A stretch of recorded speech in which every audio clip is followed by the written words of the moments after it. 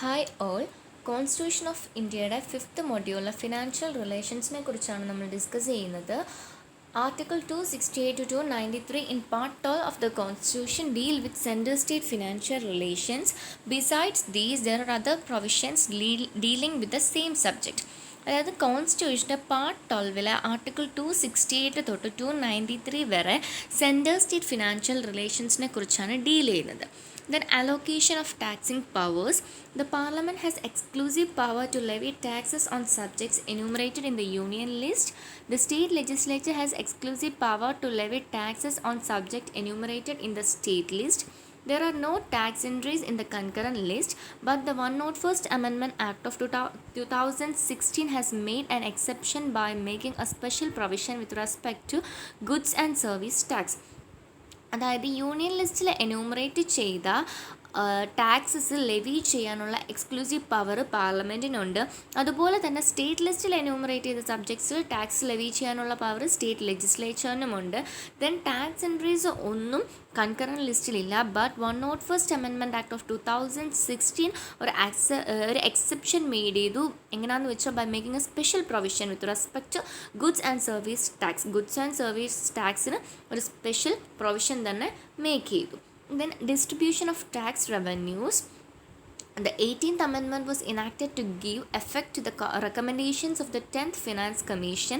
The Commission recommended that out of the total income obtained from certain central taxes and duties, 29% should go to the state. This is known as the alternative scheme of devolution and came into effect respectively from April 1, 1996.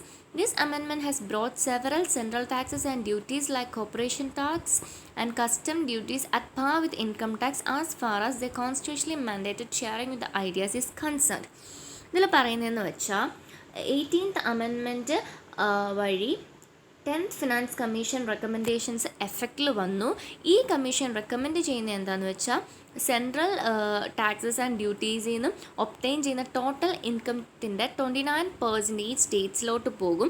ഇതിനെയാണ് നമ്മൾ alternative scheme of devolution എന്ന് പറയുന്നത്. ഇത് April 1, 1996 എഫക്റ്റിൽ വന്നത്. ഈ amendment കാരണം several taxes and duties like അതായത് കോർപ്പറേഷൻ ടാക്സ്, കസ്റ്റം ഡ്യൂട്ടീസ്, ഇങ്ങനെ കുറേ ടാക്സസ് ആൻഡ് ഡ്യൂട്ടീസ് ബ്രോട്ടപ്പ് ചെയ്തു. ദെൻ ഈ 101st Amendment കാരണമാണ് GSTയുടെ ഇൻട്രൊഡക്ഷൻ നമ്മുടെ കൺട്രിയിൽ വന്നത്. Then the amendment conferred concurrent taxing powers upon the parliament and the state legislature to make laws for levying GST on every transaction of supply of goods or service or both. Then ഈ amendment കാരണം parliament and state legislature ഗുഡ്സിൻ്റെ supply, service അല്ലെങ്കിൽ both ഇതിൻ്റെ എല്ലാം ഓരോ ട്രാൻസാക്ഷനും GST levy ചെയ്യാനുള്ള law make ചെയ്യുന്നത് ഈ അമെൻമെൻറ്റ് വഴിയാണ്.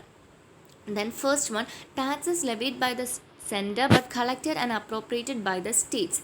ഇത് വരുന്നത് ആർട്ടിക്കിൾ 268 അണ്ടറിലാണ്. ഈ കാറ്റഗറിയിൽ ഇൻക്ലൂഡ് ചെയ്യുന്നത് ബിൽസ് എക്സ്ചേഞ്ച് ചെയ്യുമ്പോഴുള്ള stamp duties, cheques, transfer of shares, insurance policies, promissory notes, ഇതെല്ലാം ഇൻക്ലൂഡ് ചെയ്യുന്നത് ഈ കാറ്റഗറിയിലാണ്. Next, taxes levied and collected by the centre but assign to the states. ഇത് വരുന്നത് ആർട്ടിക്കിൾ 269 അണ്ടറിലാണ്. ഇതിൽ പറയുന്നതെന്ന് വെച്ചാൽ ഇൻ്റർ സ്റ്റേറ്റ് ട്രേഡ് ഓർ കൊമേഴ്സിൽ ഗുഡ്സിൻ്റെ പർച്ചേസ് അല്ലെങ്കിൽ സെയിലിലുള്ള ടാക്സസ്, then inter state trade or കൊമേഴ്സിൽ കൺസൈൻമെൻറ്റ് ഓഫ് ഗുഡ്സിൽ വരുന്ന ടാക്സസും ഒക്കെ ഇതിലാണ് വരുന്നത്.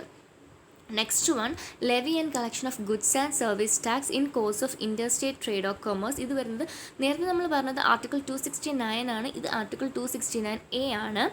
ഇതിൽ പറയുന്നതെന്ന് വെച്ചാൽ GST inter state trade and കൊമേഴ്സിൻ്റെ കോഴ്സിൽ ഓരോ സപ്ലൈസിലുമുള്ള GST ലെവി ചെയ്യുന്നതും കളക്ട് ചെയ്യുന്നതും സെൻറ്ററാണ്. Next one, taxes levied and collected by the centre distributed between the centre and the state. ഇത് ആർട്ടിക്കിൾ 270 അണ്ടറിൽ വരുന്നതാണ്. ഇതിൽ പറയുന്നത് ആർട്ടിക്കിൾ 268, 269, 269A ഇതിലെല്ലാം റെഫർ ചെയ്തേക്കുന്ന ഡ്യൂട്ടീസ് ആൻഡ് ടാക്സസ് വരും. ദെൻ 271 ആർട്ടിക്കിൾ 271 റെഫർ ചെയ്തേക്കുന്ന ടാക്സസ് ആൻഡ് ഡ്യൂട്ടീസിൻ്റെ സർചാർജ്, ഏതൊരു സ്പെസിഫിക് പർപ്പസിന് വേണ്ടിയിട്ടുള്ള സെസ്സും. Next, surcharge on certain taxes and duties for purpose of the centre article 271 ആണ്.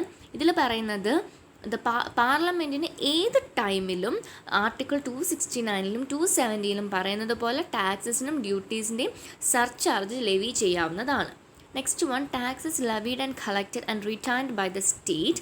These are the taxes belonging to the state exclusively. They are enumerated in the state list and are 18 in number. സ്റ്റേറ്റിന് exclusively belong ചെയ്യുന്ന taxes ആണ് ഇത്. State ലിസ്റ്റിൽ enumerate ചെയ്തിട്ടുണ്ട്, അത് 18 in നമ്പറും ഉണ്ട്.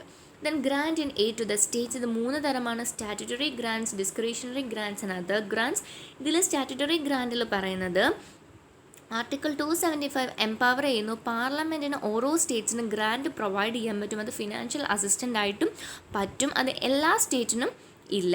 ഇനി ഓരോ ഡിഫറെൻറ്റ് സ്റ്റേറ്റിനും ഡിഫറെൻറ്റ് സംസ് ആണുള്ളത്. ഈ സം എല്ലാം നമ്മുടെ ഇന്ത്യയുടെ കൺസോളിഡേറ്റഡ് ഫണ്ടിൽ ഓരോ ഇയറിലും ചാർജ് ചെയ്യുന്നതാണ്. ഇനി ഈ 275 ആർട്ടിക്കിളിന് അണ്ടറിൽ വരുന്ന സ്റ്റാറ്റ്യൂട്ടറി ഗ്രാൻഡ്സ് ഫിനാൻസ് കമ്മീഷനാണ് സ്റ്റേറ്റ്സിന് റെക്കമെൻഡ് ചെയ്യുന്നത്. Then discretionary grand, article 282 empower ചെയ്യുന്നത് പോലെ സെൻറ്ററിനും സ്റ്റേറ്റിനും ഏതൊരു പബ്ലിക് പർപ്പസിന് വേണ്ടിയും ഗ്രാൻഡ് പ്രൊവൈഡ് ചെയ്യാം. ഈ പ്രൊവിഷണൽ അണ്ടറിൽ സെൻറ്ററിന് സ്റ്റേറ്റ്സിനും ഗ്രാൻഡ് പ്രൊവൈഡ് ചെയ്യാവുന്നതാണ്. Last one, other grants. The constitution also provided for a third type of grants in aid, but for a temporary period. ഇത് രണ്ടുമല്ലാതെ കോൺസ്റ്റിറ്റ്യൂഷൻ ഒരു തേർഡ് ടൈപ്പ് ഓഫ് ഗ്രാൻഡ് കൂടെ provide ചെയ്യുന്നുണ്ട്, but it is not permanent, it is temporary. Thus, a provision was made for grants in lieu of export duties on jute and jute products to the states of Assam, Bihar, Orissa and West Bengal. Assam, Bihar, Orissa, west Bengal പോലെയുള്ള സ്റ്റേറ്റ്സിന് jute and jute പ്രോഡക്ട്സിൻ്റെ export ഡ്യൂട്ടീസിന് വേണ്ടി ഗ്രാൻറ്റും provide ചെയ്യാറുണ്ട്. ഇനി ഈ grand constitution comments ചെയ്തത് 10 years of പീരീഡിലായിരിക്കും provide ചെയ്യുന്നത്. Then our last topic, Goods and Service Tax Council. It is required to make recommendation to the center and the state on the following matters: the taxes, cesses and surcharge levied by the center, the state and the local bodies that would get merged in GST, the goods and service that may be subjected to GST or exempted from GST, the threshold limit of turnover below which goods and services may be exempted from GST, the rates including floor rates with bands of GST, any special rate or rates for a specified period to raise additional resource during any natural calamity or disaster.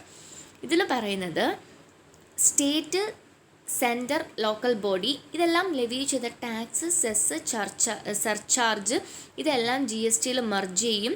Then goods and service GSTയിൽ subject ചെയ്യാം അല്ലെങ്കിൽ except avoid ചെയ്യാം. Then floor rate include ചെയ്യും.